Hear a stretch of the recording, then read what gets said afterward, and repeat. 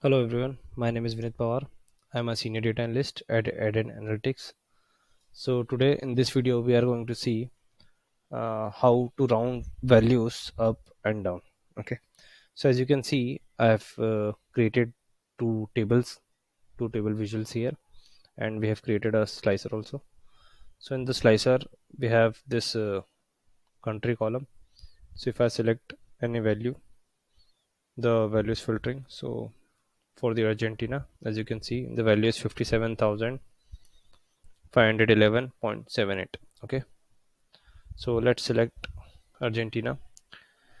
So first we'll see how this round up function works. Okay, so the total sales is 57,511.78. Now if you want to round up the value, so we have just created the measure. So let's have a look at this. So this round up function has two parameters. Let's see which are those. First is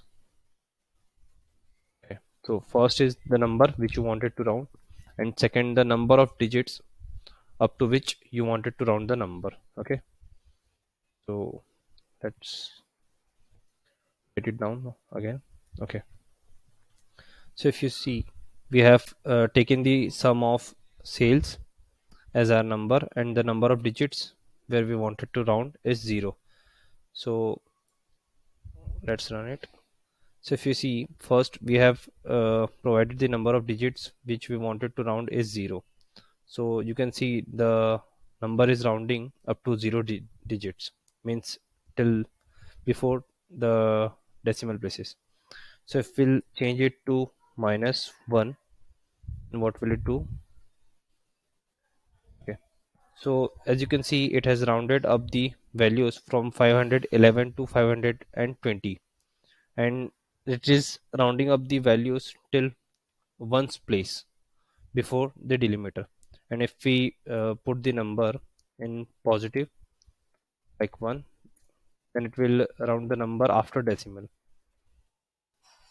Yep, as you can see, so after decimal we have the values as 0.78, which will be 2. So the 511 became 512. So in the similar way we can use the round down function also. As you can see, we have currently provided the number of digits to round as 0. So if we'll change it to -1, it will round down the value. So as you can see, the 511 has become the values as 510. So if we'll provide the number as positive,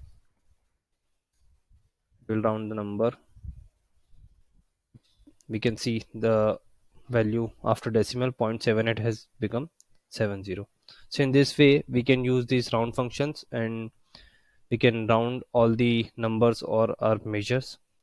So in our next video, I'm going to show how dynamically we can change or round the measures value.